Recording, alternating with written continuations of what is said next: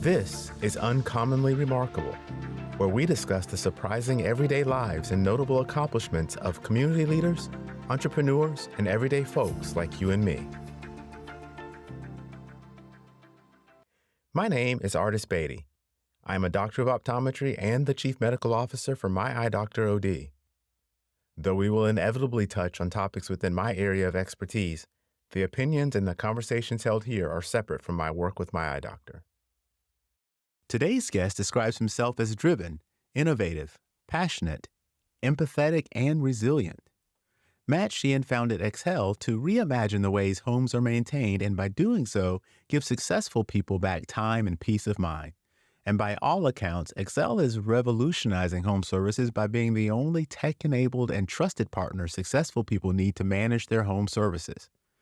From the grit garnered from years of hockey to the lessons learned through something as benign and dangerous as bicycling in traffic, you'll learn about Matt's passion for entrepreneurial success, why the word no can actually empower him, how David versus Goliath scenarios can fuel positive thinking, and much, much more. We have a lot of fun in this episode, and I really get to learn a lot along the way, so I hope you get to take away a few nuggets that you can use day to day as well. Ladies, gentlemen, all you remarkable people, please help me welcome Matt to the show. Welcome, welcome, welcome. Matt, it's great to have you on the show. It's great to be here. Thanks for having me. And I really appreciate you taking time out. I know we've talked about it a little bit, and between really busy schedules here and there have been some vacations and some things going on. We've not been able to connect. And so when we finally got it on the calendar, I was really, really excited. Same here, man.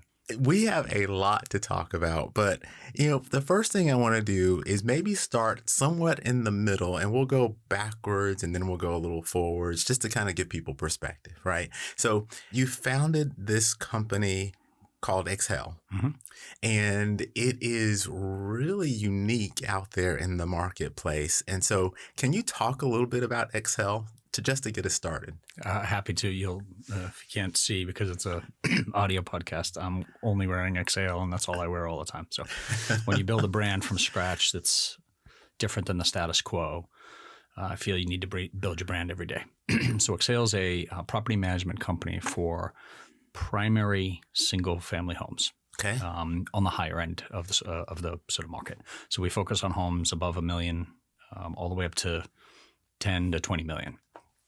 And what I've found over time is that homes are not cared for as they should be. And I've heard this sort of complaint for probably 12 years at this point. And have now either built or bought and lived in 5 homes. I've found that I don't have the care, the energy, the expertise, if you will, to take care of my house the way it should be. Like it's my largest asset, and yet I don't put the time and energy into it. And so I've heard that sort of reverberation over and over, like an echo chamber. And so a few years back, we decided to build what is the only trusted partner that homeowners need to care for, maintain, and upgrade their home. It's interesting that you say homes are not often cared for the way, because people do want to do some maintenance, right? Like almost everyone does in their home. But it's shocking how much stuff really needs to get done over time that you really don't bother with until something goes wrong. Yeah, you're on it. So people want to. There's a big difference between want to, and then on the other column, it's have the ability, have the knowledge, have the time to do. We all want to do certainly a better job of taking care of our largest asset because there's a decent chance we're going to sell it in the future. And so, but I found a big chasm in between the generationally as well, between the skills we all have. It's like, my dad gave me a hammer and an axe when I was 8. And he said 2 things: I'll never swing a hammer again, and you chop the wood, because we heated our house with wood back in the day. Aging myself already, I can tell. And so, but I realized that there's a lot of folks who really want to have a well manicured, cared for house, and they also are realizing that luxury is invisible. It's one of our perspectives is that it's not just how well your lawn looks. It's also the things in your attic, your HVAC. And there's very few HVAC experts, right, Mm-hmm. as terms of homeowners. And Yeah. so I think what we're helping folks see, and others want to know, that not just the look and feel, but the bones of a house are really well taken care of. And that's everything from how often and how good is your pool cleaned, and how often is your house cleaned, Mm-hmm. things like that. And so we curate a plan for everybody, but we find there's a big chasm in between what people want and what people have the time, energy, and knowledge to do on their own. And it's interesting to think about it from a residential standpoint versus, say, a commercial or multifamily perspective, right? Because you think about multifamily or commercial properties, and there is a high level of maintenance that goes on in those buildings, in those properties. Do you think, though, that maintenance level is even adequate versus what you come across for, say, a residential home? Well, it's interesting. One of the proxies or mentors for us is, property management is not brand new in the world. Mm-hmm. It's new the way we do it, but it's not new in the world. And so we've seen a lot of industrial, commercial, and we say, well, but it's interesting. The 7 million, $1 million homes in this country are not cared for nearly like the office down the street. Mm-hmm. That's a problem in our minds. And I wonder what would happen if we could give people back peace of mind and maintain their properties better. And so we learn a lot from folks like that. And I do think there's a large opportunity for folks to think about proactively caring for their home, just like they might in their office building. If you go back and think about how you came upon the concept, like what inspired you when you said, hey, this is an opportunity, something we should really think about? We were in Chicago in 2012. Okay. And I had just left the Redbox business. So little history, I was one of the early folks at Redbox. When it was 100 kiosks, we were a 10-person, $4 million business. 6 years after this, we were 2,700 people, 40,000 kiosks, $2 billion in sales. So we had a great growth run. But I left after that growth because I realized that my buddy was the CEO. He's a dear friend of mine. He's one of the advisors today, Greg Kaplan. But I wasn't going to take his job. And I was getting some calls from the outside to go be a CEO. And I said, all right, let me step back and think about what this could be for my career. And I had a leaky faucet. And it took me 2 days of my time. 2 days of my time were effectively erased because I was trying to find a good plumber. In the process of calling neighbors, getting the text threads, going to Angie's List, others, it literally wiped 2 days of my time. My parents taught me that time is your most important currency. Mm-hmm. So I had that lesson early on. And I really believe that I could have done something better with that. So at the time, what we did is we created, me and the voices in my head, my little team of spirit guides. We said, is there a way that we can put handyman business on a subscription? Okay. So this was 12, 13 years ago at this point. And so we started modeling it out. Me and my friends. Right? Yeah. We started modeling it out. And then I said, I got a call from a Prima Water, which is a publicly traded company out of Winston-Salem. We were in Chicago at the time. Okay. And I said, okay, well, I could raise money, put my own money in, start this handyman thing, or I could go basically help turn around a public company. And that was a really, really fun experience. So I went that way. But this concept has never left me. And so fast forward 8 years. Okay. And I look back after I had a good exit at this water company, Prima Water out of Winston-Salem. And I said, well, I could retire now. I hit all the metrics I wanted to do. When I was 30, I said, when I'm 45, I'll do this. And we beat all those metrics. I said the word retirement to my wife, Tricia, and she just laughed at me. 2 things. She said, 1, what are you going to do with your time? And 2, you can't stay at home all the time. In other words, like, get your booty out of the house. Yes, dear. So I started to scratch this out again, and I looked back, and on average over those 8 years, I had sent myself a text or an email or a scratch of some kind about home services on average every 2 weeks for 8 years. So it was still in my blood. Wow. And I could not, and now I had more experience. I had now lived in 2 different homes since my time in Chicago, and I realized that there's a big gap between what we talked about before, the way people want to care for their properties, the time, energy, and knowledge of doing so. The difference is when we started asking people about handymen, they all came back with the same thing. What about ... What about plumber? What about electrician? What about this? And so what we backed up and we looked at and said, you know what, I think it's a holistic property management company for high-end homes, and it doesn't exist anywhere today. It's certainly not on any scale. And that's the exact kind of journey I want to be on, something that everybody thinks you're crazy and something that has really big upside. Wow. It's just interesting to hear the journey, right? Because you never know what question you're answering until you ask a bunch of them, right? And people don't know exactly what it is that they're looking for until somebody sometimes provides a solution. And it's just an interesting way to think about people's time, the asset that they're trying to protect, and you having to figure out how not to be idle. Right. Yeah, absolutely right. Now, you were in Chicago with Redbox. Where'd you grow up? Boston. Okay. You may hear my I accent. hear it a little bit. Just a little bit. When you take Boston, you put us through Penn State, where I met Tricia. Then you go to Chicago for 8 years, then Winston-Salem. So I get Canadian all the time these days. I'm not sure, but well, it is a little bit funny because the way you said house earlier sounded almost Canadian, but then you've said a couple of things. I'm like, I don't know, that's not quite Canadian. Just trying to be mysterious. But the North thing makes me that makes sense to me because I think I read that you played hockey. I did, and that's not something people in the South tend to grow up doing, right. And so I figured you had to be from somewhere north. Tell me about the hockey. So I played a lot of sports growing up. Hockey was my love. I played football, baseball, but hockey was always number one in my mind. I love it for a whole bunch of reasons. I think it's the greatest sport to play. Hits are harder. Speed is faster. and there's so much loyalty for that sport. So I played in college and I played with a lot of kids who were multi-sport high school players, and they all chose hockey. There's something very loyal to the sport. And the amount of sacrifice and time I made, my parents made. There's a lot of 5 a.m. games. It's different because in soccer, usually basketball, football, you need daylight. Right.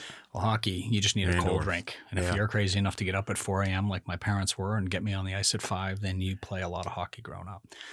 I remember being told, this will share a little bit about me and why I love businesses, that there's a little David and Goliath in me. And we'll get to that. As I was a junior in high school and somebody said, I just don't think you're big enough to play college hockey.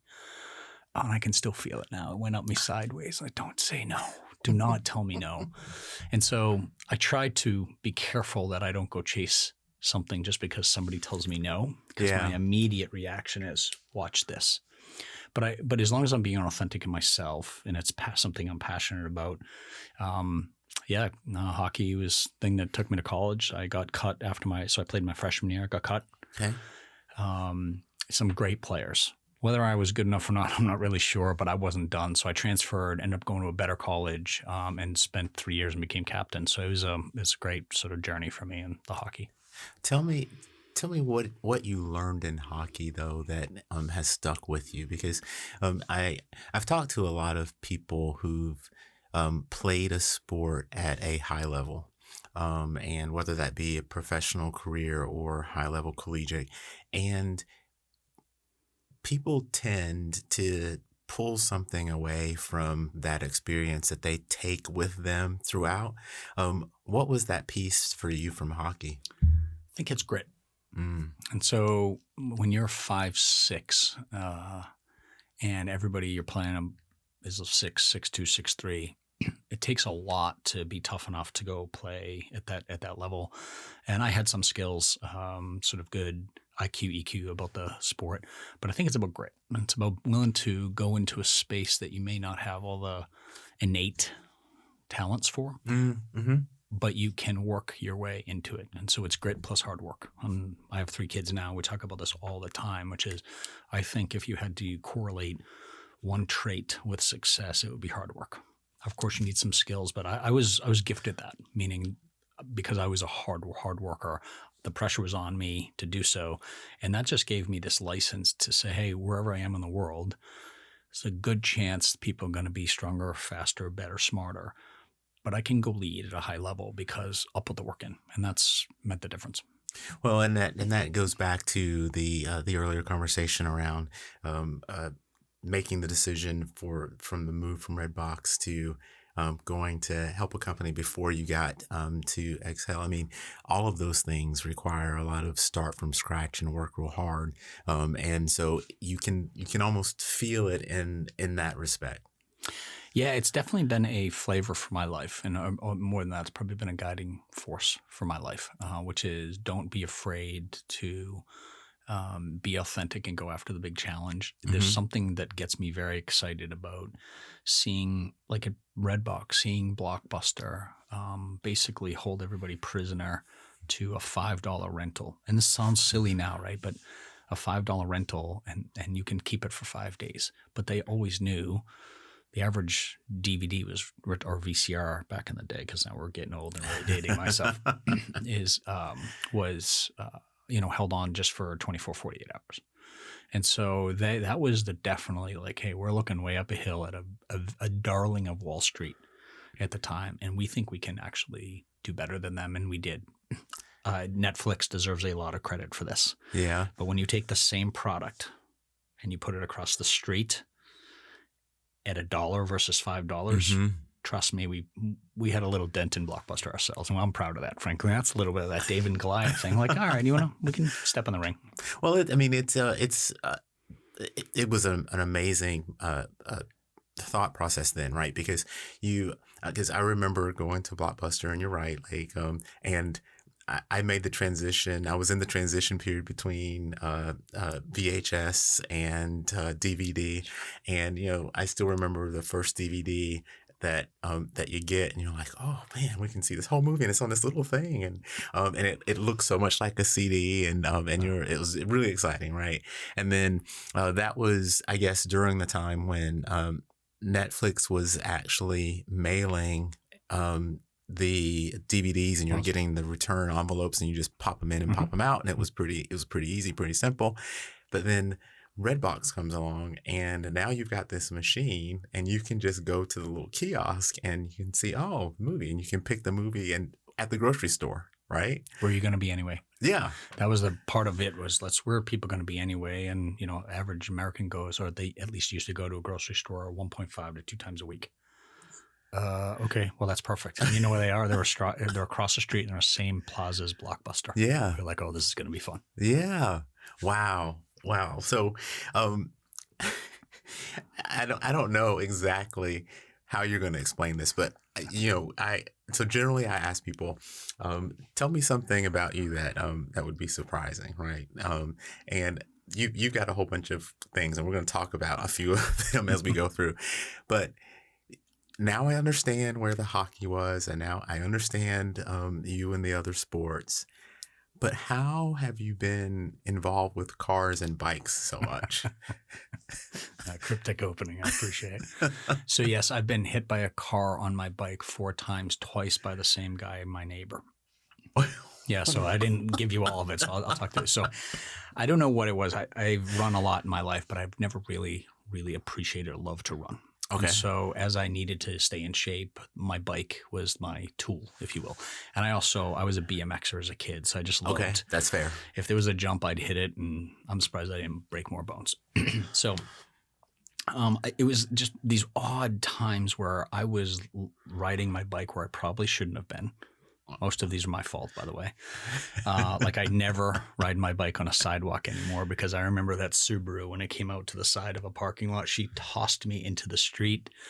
And so I don't know what it is, a little magnet or a bullseye on my back for me in cars. And I just kept on going. In fact, my buddy just the other night was saying, do you remember when you got hit by the car in Saugus, as we say in Boston, Senna, the Senna of town?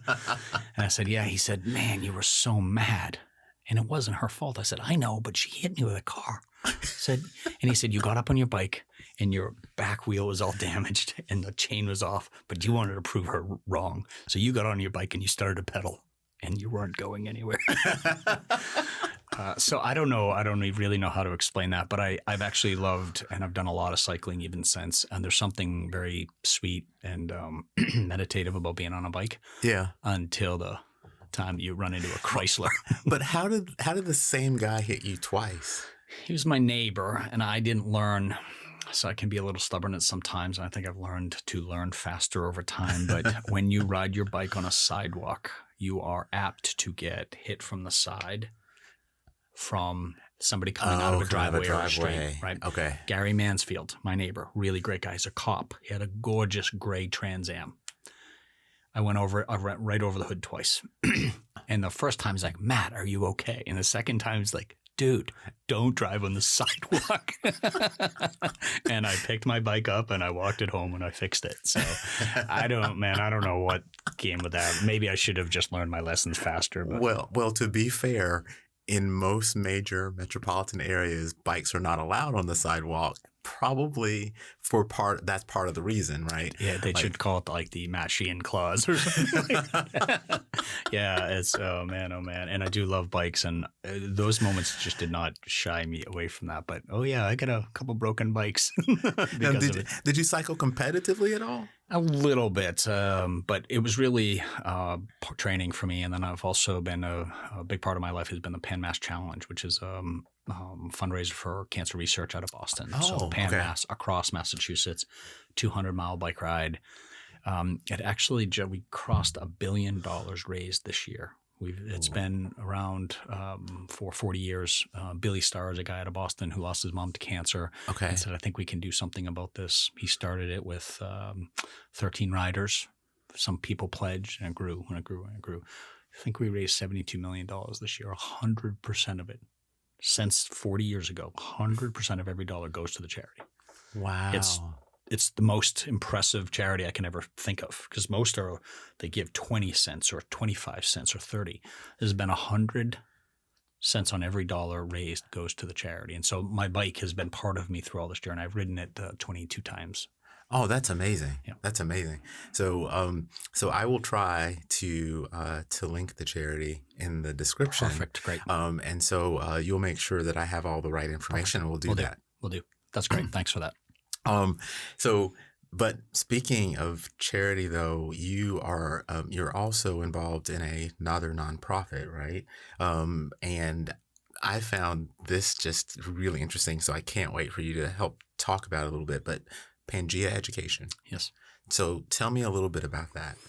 So I've done some speaking over time, and Drew Edwards, the founder of Pangea, he was at DePaul at the time, years ago, when I was presenting my perspective on living a good life and how nonprofits and for-profits link. Okay. And my larger perspective, try to get a debate in the room, was I believe a lot of the world's issues are going to be solved by entrepreneurs, because sustainability is generally better when you can take $1 in and turn $1.05 out of it. Okay. Right. So if we're thinking about more sustainable organizations, then if you could create profit mechanisms while also serving the world, that's a really great place to be. I did it a little strong because it was a nonprofit class, and we had these good debates. Sure. Well, Drew was in that class many years ago. He had since started Pangea. Pangea is this fascinating nonprofit that focused on Uganda right now.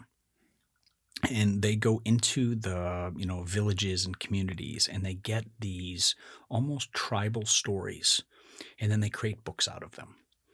And it's the way I talk about Pangea is these folks have the way to almost like put their hand in the soil and pull out that lineage and turn that into gorgeous, gorgeous books for kids to read. So our overall sort of purpose is we want 100% literate world by 2050, because the downstream effects of literacy are massive. Right. And that would take us 3 podcasts to talk about. But generally speaking, the more of the world that can read and write, the better this world would be.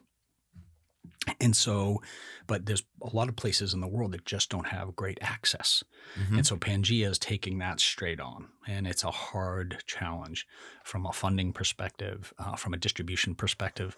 But their magic, and I tell them this all the time, their magic is they will go into a community. Mm-hmm. And they will ask about stories and ask about the culture. And then in about 3 months, it will be this amazingly illustrated book that goes back to the community to help kids read. We're actually thinking about how to bring that to the U.S. Now, the publishing world in the U.S., I don't know a lot about, Mm-hmm. but I just love this idea of, like I always say, reaching into the soil and pulling out that weed, that that nugget of a story that a grandfather's told a grandfather's told a grandfather all the way down the road, and then turn that to a book so it has a structure to live on. It's magical in my mind. And so I've been happy to help them think about the business. Well, that's really interesting because it's being able to go and gather a tribal or communal story is one thing, but the interest level of the children who are now taking part is much, much higher, and they're much more engaged in actually learning because it's something that is somewhat familiar to them, but they have a tie to it. You got it. That's amazing. Yeah, and we see this all the time, right? If you tell me a story about somebody in Indonesia, I will only know so much about that because I'm a fairly empathetic person, but I just haven't been there. I don't truly understand. I think we are all like that. And so to give kids in Uganda, for instance, here, a story about somebody in Detroit, Michigan, Right. I don't know that really helps, but to sort of create that, it's almost like that circular reference, if you will, in the same community is great. And then the rest of us, I read these books and I just smile because I can learn from these books and they're really well done. So I'm with you. I think how do you turn that back into the community so that it will help kids read and the next generation has a higher literacy rate? The world's just going to be a better place for that. That's pretty amazing. It is an interesting and good question around how do you bring some of those things here, right?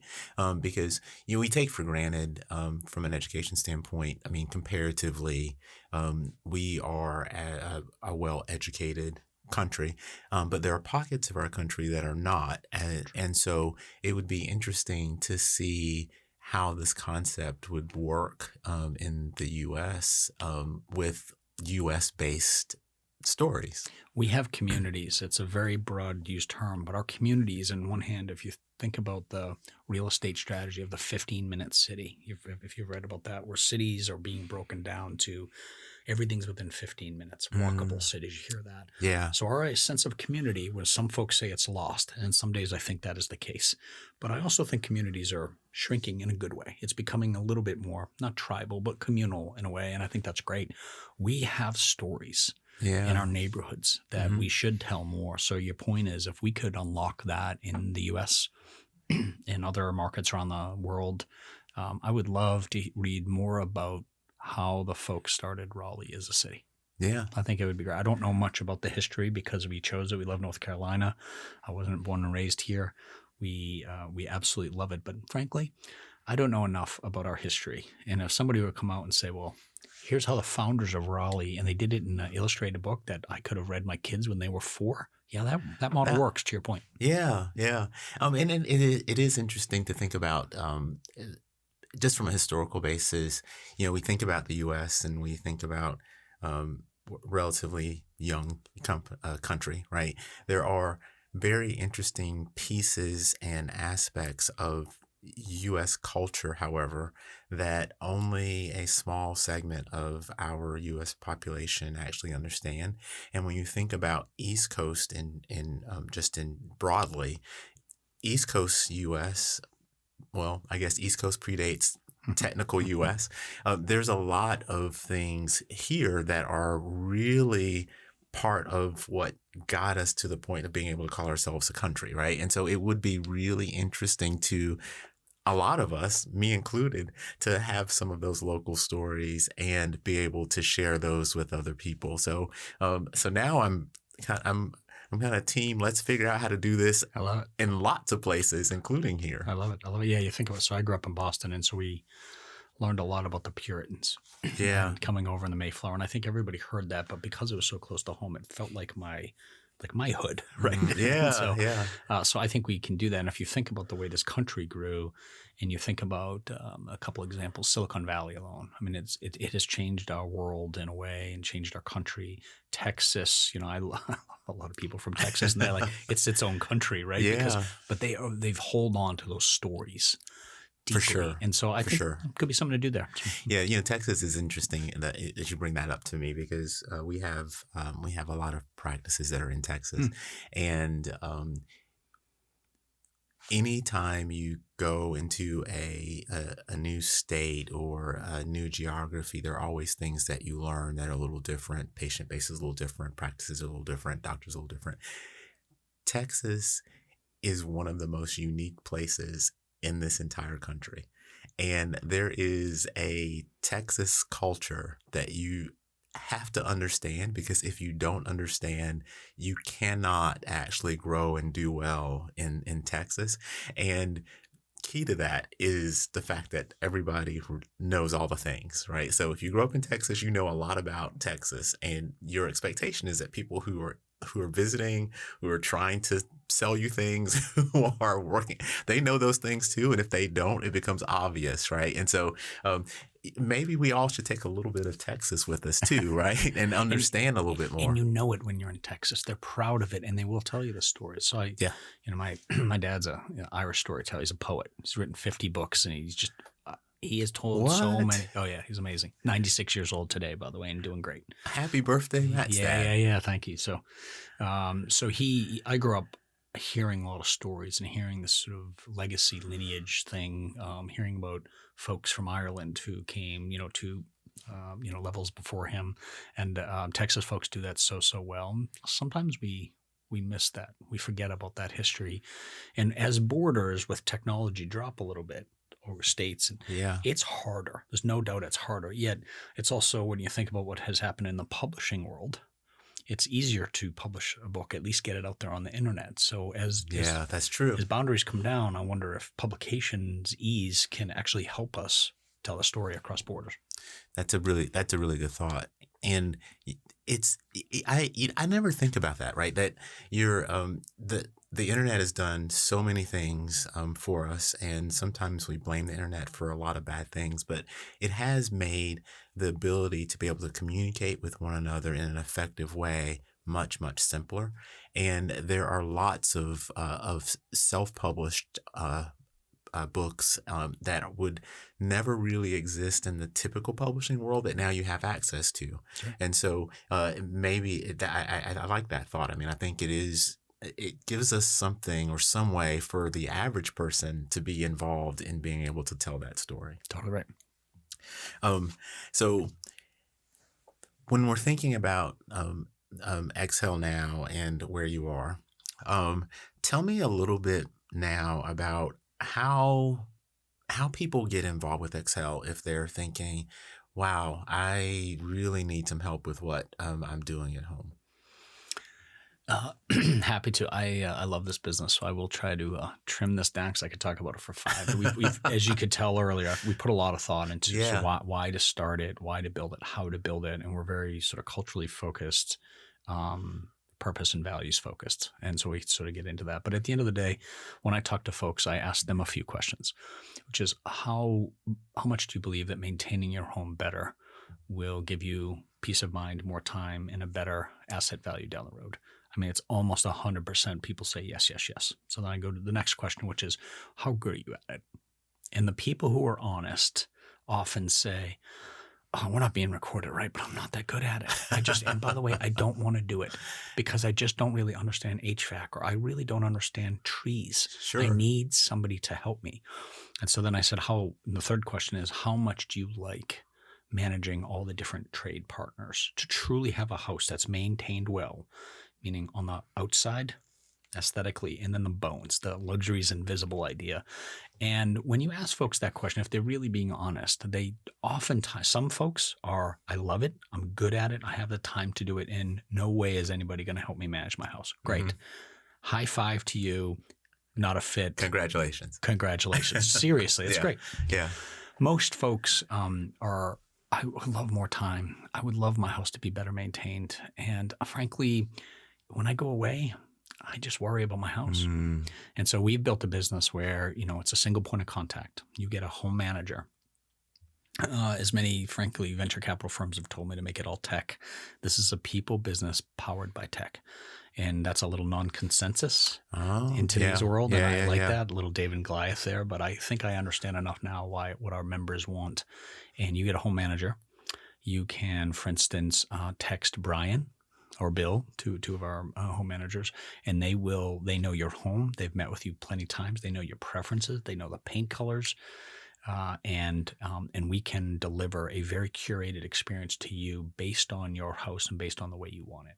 And for that, it's pretty special. I'll tell you, I believe in. Do you know Net Promoter Score? Yes, very well. We have used it in 5 businesses in a row now that I've been a part of, and ours is 75.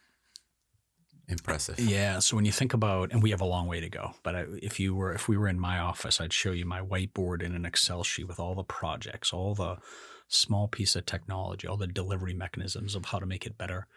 But when you get a 75, which is up there in the Apples and the Harley Davidsons and that, then without a lot of technology, because we've done this in a little bit of a cheap entrepreneur way, we're onto something. And when you take the NPS of home services in the country for high-end homes, it's 15.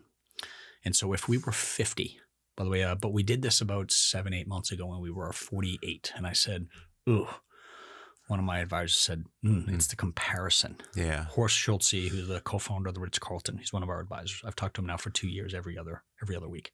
Fascinating guy. Still wears a suit coat every day. It's amazing. He's 82 years old. And he says, you got to be a little bit better than everybody else, but you just have to be a little bit better. He said, Matt, if you're 50 and the world is 15, it's light years. When we showed last week, I talked to him in 75. He says, it's time to go. We got to go grow this thing because it's you have done something far less than the investment you've wanted to put in consumer experience and technology. But if you're getting that now, look out. So you said 2 things that we should call out. The first thing is that a people business driven by tech. I think that is instrumental in the way you think about growing businesses. The fact that technology currently exists to answer and do a lot of the things that you could ask or need has really taken away from the people interaction. And although it is mechanically good at what it does, it is not fundamentally what most people are looking for when they want something done. Right. And so it is really, really interesting to me that you bring that piece out because, I am a strong introvert. And when there is stuff that I need, interacting with technology allows me to do it without having to put out the energy to work with a person. So I like having that option. But for things where you are really making decisions around home maintenance or car type things, things that are bigger assets important to you, you actually want to be able to see the expression on the face or have a comment made or something that helps you understand that person understands what it is that you're trying to do. And so that's a big deal. Yeah, we believe in it. I think your business does it as well, right? And so I believe in some cases it's all tech and it should be all tech. And I do believe the labor force will shift accordingly over time. Some folks hate AI today because it's going to take out jobs. It's just going to shift things. And so, but I think this world of bringing service back, one of our members the other day said, Matt, you talk about tech in a couple of your slides and we appreciate it, but you're a trust business. And that word trust is one of our core values. We hear it a lot from our members, and that's what people want. Because when you really want to get time back, access matters a lot. When access matters a lot, it requires trust to be earned. So it's a little formulaic. And so we earn what we have to do up front to make sure that we earn that trust. And that when we have that trust, when somebody is on vacation and we do what we call guardian care, we walk homes every other day for up to 3 weeks a year while you're on vacation. I have some of the most beautiful texts from people on a beach in Italy. And they have said, I've just never been so at peace traveling. Yeah. Because now somebody I trust is in my house telling me that I don't have any broken pipes. And when I heard that the first time, because we sort of made up Guardian Care, like this sounds cool, make it a thing, put it on our poster. And then all of a sudden people started to give us that feedback. We're like, oh yeah, this is big. Yeah. And that means something. but that the idea of service powered by technology, but service first is that's where we live. That's I think we live that way too in our business. And Sue Downs, our CEO, we sat down and had a conversation not too long ago. And one of the things that she mentioned in the podcast was people ask her what she does, and she says, I'm in the people business.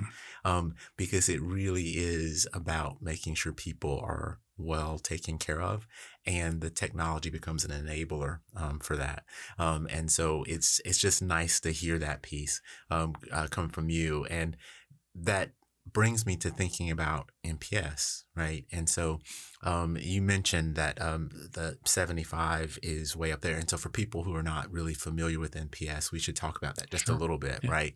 Because when your NPS Net Promoter Score is really based on the people who would actually recommend your service to someone else. And that's actually a really big deal, a little different way of thinking about things, right? Because if you're thinking about if people are happy with the service or they're satisfied with what they got, a lot of people are satisfied with what they got, right? And they'll stay right there. And they will stay there, right? But the difference when you're thinking about having this huge score is that not only are people satisfied, but they're so content with what they got that they want other people to have it too. So they are willing to recommend that other people have the service, and that's a really big deal. So if you're thinking about industries in general, the level at which people are willing to recommend varies depending on what the industry that you're looking at. However, generally speaking, anything above 50 is outstanding, right? And you can be around that 50 mark and feel pretty good about yourself because you've got a lot of people who really are recommending you.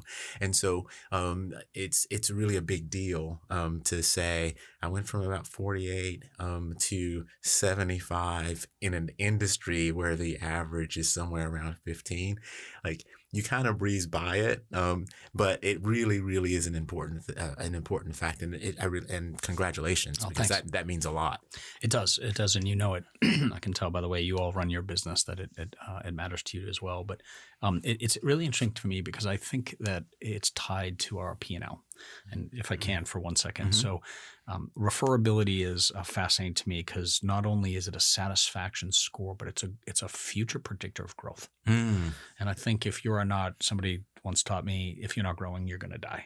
From a little aggressive, but you get the point. Is that there is constant, certainly in this day and age, constant change around you. People who are disrupting your space. So if you're flat, you should assume somebody's working on a model that might be better than yours. So I think it's important to constantly grow. So if you have a satisfaction score that also points to referability, that's amazing for growth in a competitive set. The other interesting thing for me, though, is that when you look at some businesses, the sales and marketing costs to keep the engine going are amazing. So I've watched Angie's List a lot. Okay. I credit them for digitizing the yellow pages. I mean, they've been around for about 25 years, and hats off to them. But the world has changed, and we don't go after every home. We're generally not a Main Street business, right? Yeah. We're going after homes $1 million and above.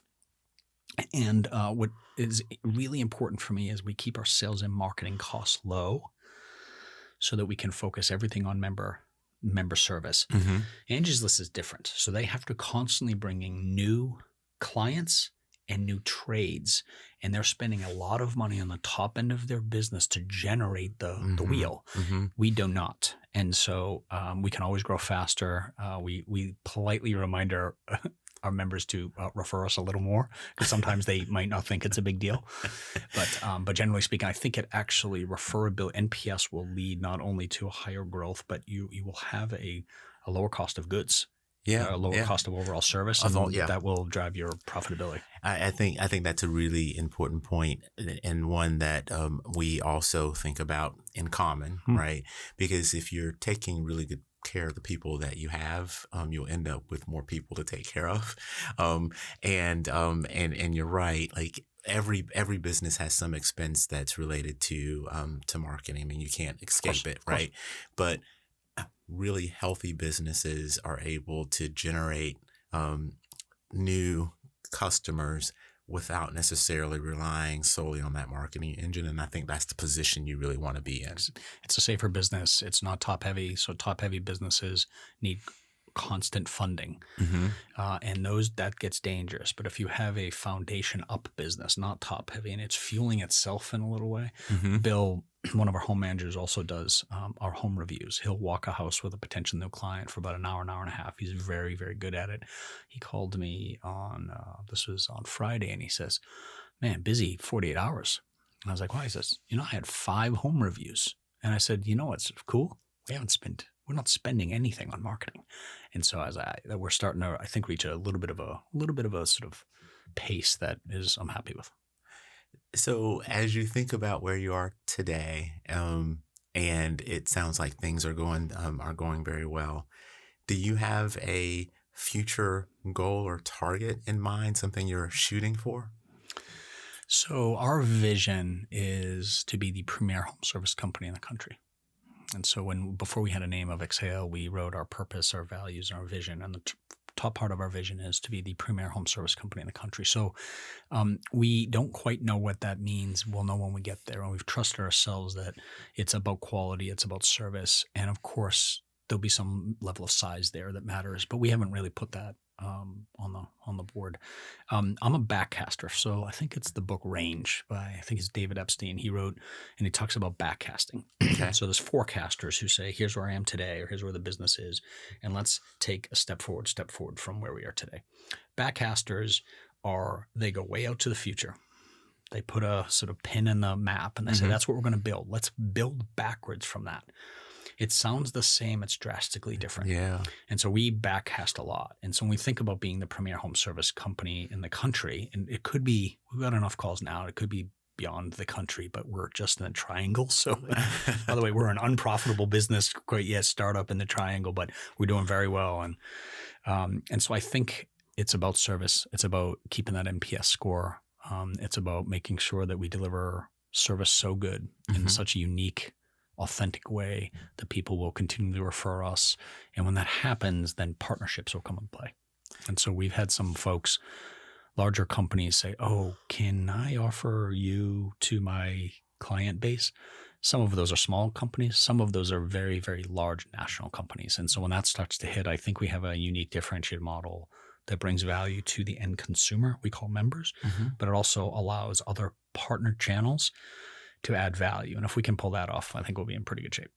That's amazing. So do you ever sit down? Do you ever have any time where you can do just Matt stuff? Yeah. Yeah. Yeah. You meditate? I do. Tell me about that. Like, for, I guess, specifically, what led you there, and then how do you fit that into your day-to-day? Because I'm very interested. I wish I could tell you that I'm a supersonic discipline about it. I go through waves, and I have for about 20 years. But generally speaking, I've found that my engines can go at a high pace. My wife has something in common with my college roommate who says he has 2 speeds. He has faster than anybody around and then sleeping. And so I've had to limit that a little bit as I've grown from, 20, 21-year-old kid who had the word in front of him, and I would run through the office. Yeah. I don't have to run anymore, right? So what I had to find is a way to slow myself down. Okay. What I realized that I have high capacity, high output. But when that output is not anchored in clarity, then I can go off the rails quickly because I'm moving at a good pace. And I love inertia and I love momentum, and I try to build it wherever we can.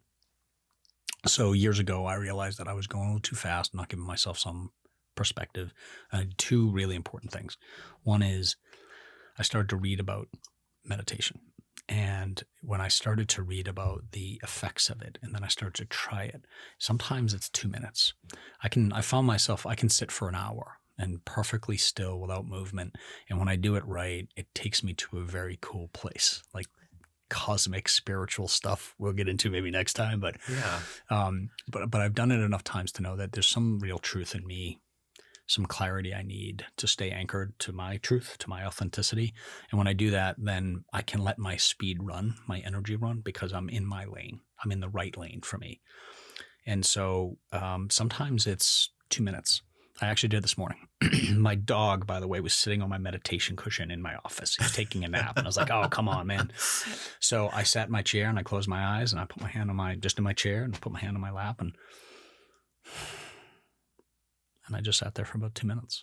And I knew, you're a smart guy and you have a great podcast. And so I want to be somewhat clear so that I can, when you ask questions, I can go through my life and pick a perspective or give a good insight.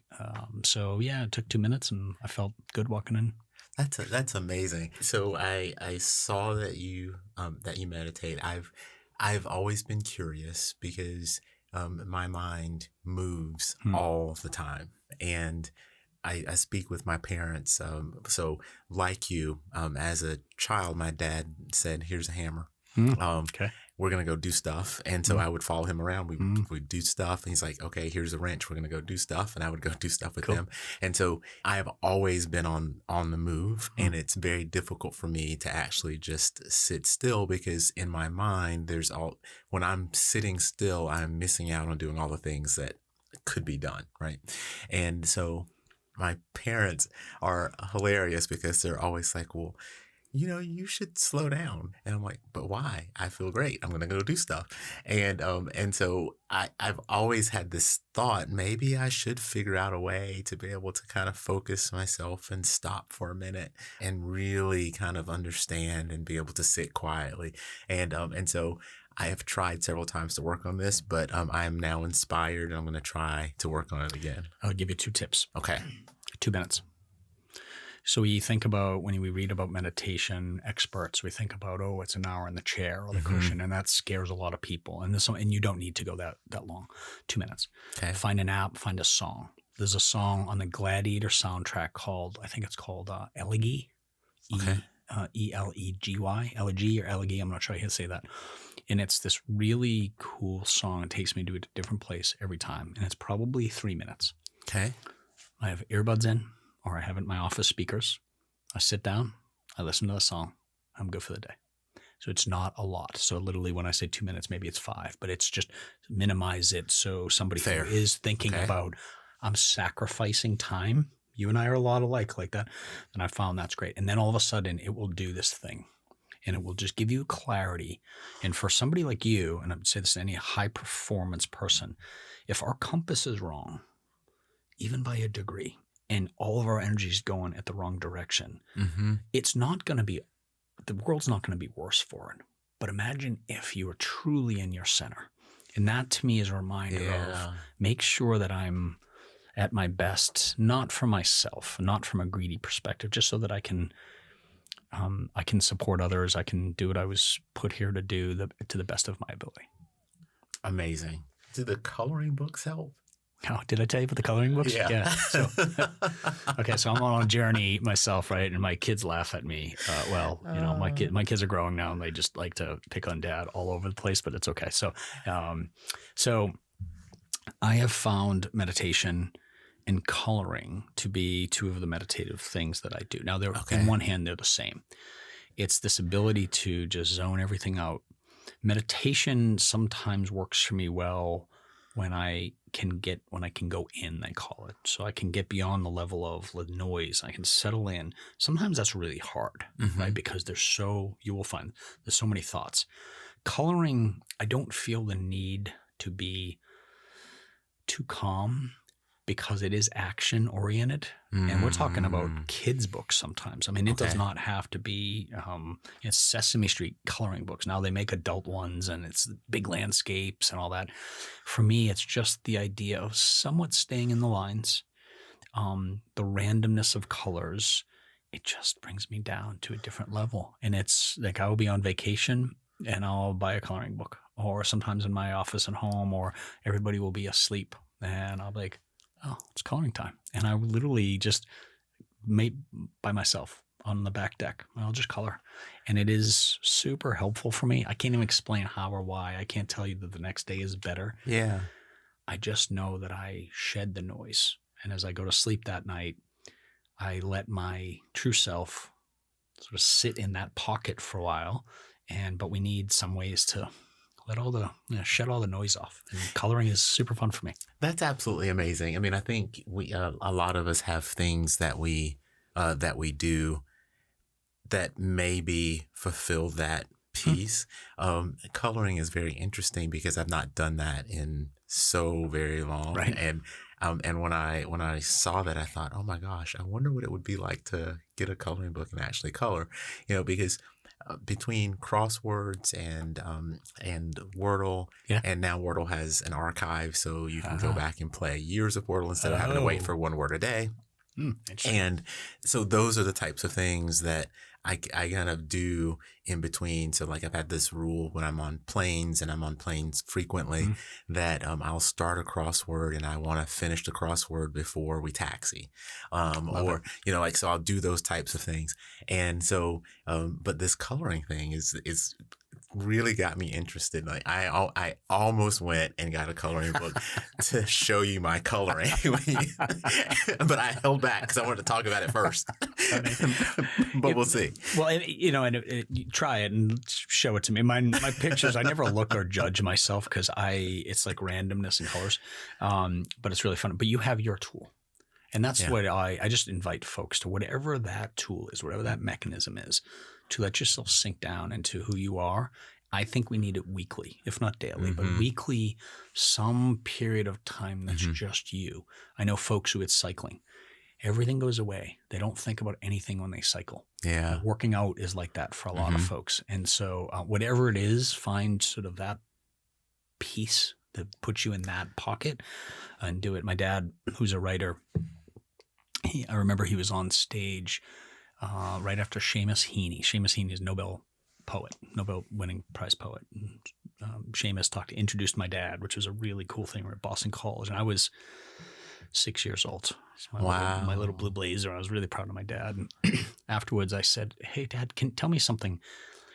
You make these pauses really long. And he said, the magic is not in the words. It's in the space in between.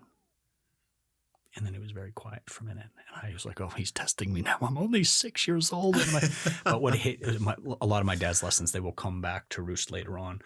I think my point of meditation and coloring is I think for all of us, if we can find a little space between the speed, between the action, I think that's where our true selves are. Yeah. And I am going to work on this, and hopefully I can live like my dad has till almost 100. And but I think the space between the words was pretty powerful for me. That's absolutely incredible. What's next? We've got a big business on our hand. More important than that, though, I've got an awesome wife. I've got 3 kids. One of the reasons we had trouble booking this was both of our schedules, and I don't miss a game.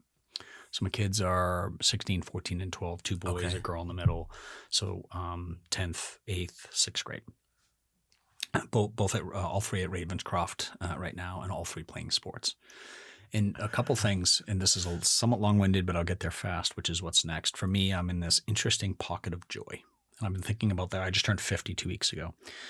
So I've been thinking a lot about joy and stress and all that. And joy for me is watching my kids compete, sometimes lose. My daughter yesterday scored a hat trick in soccer. My son in football got blown out in the same day, but they both did good, and they both learned, and they both made mistakes, but they're characters and they're good teammates and all that. So I'm in this interesting pocket where what's next for me is like, what game? We have a game at 1:00 today. And so I love it, and it's a piece of joy. I share that because I think I'm in this interesting pocket of making sure my kids, and 2 stats hit me a few years back. With our kids, 92% of our time with them is gone when they're 18, 75 when they're 12. Wow. Yeah. So your face, what you just said, is that I feel like time is so precious. And so anyway, I'm trying to leave that. Now, we're going to grow a business. We're going to be multiple markets. I'm going to work my butt off to make sure that I am, and I'll take any red eye possible to get back. So that's what's first and foremost for me, is making sure that in this really interesting period of time, we go build a really special business, which means you hire really well. But I got to protect a bit of that time. Am I going to miss a game or two here? Yes, but I'm going to do it stubbornly until I like it. And then, so the family and helping my kids grow and find their own character and find their space between the words is really, I feel like that's a very, very important role for me.